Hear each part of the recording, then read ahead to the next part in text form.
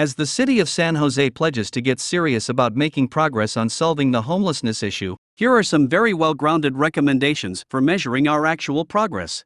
How can we best measure success metrics on our efforts on quick-build emergency shelters? 1. Establish the cost per unsheltered resident needed to provide shelter to all currently unhoused residents. 2. Establish square footage space per unsheltered resident needed in emergency shelter stabilization. 3. Establish a timeline for staged realization of 100% shelter availability for the unhoused. 4.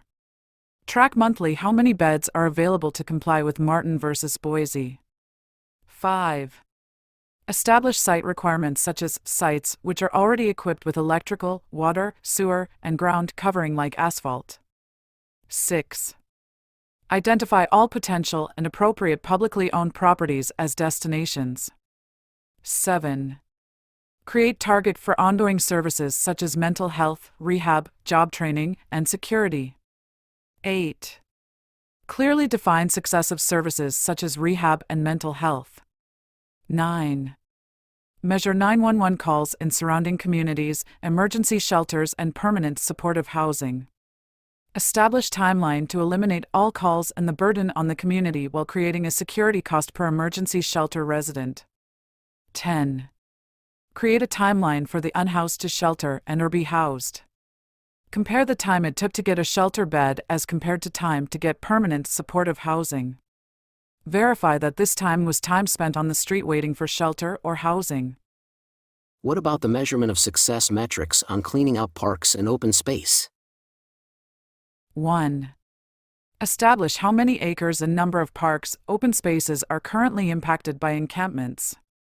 2. Establish a timeline for reclaiming those sites, open spaces, and report back on % completion. 3.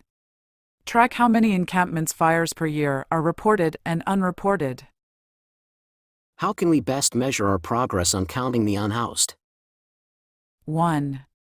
Do more than just head count, establish a time spent unhoused metric to allow the city to track not just people, but duration of homelessness. 2. Establish how many unhoused are from out of state, out of county, or out of the city. And finally, what should our success metrics be on preventing homelessness and displacement? 1. Identify how many rental households could benefit from either short-term or long-term voucher rental assistance. 2. Measure the length of time the average San Jose person waits for Section 8 approval. 3. Measure eviction filing reduction and eviction reduction due to voucher assistance. If you agree that these are sound recommendations to plan for and measure our success in actually solving the problem of homelessness in San Jose, please share this with your neighbors and friends. Then, make certain that your elected officials commit to these very reasonable and practical proposals. Thank you.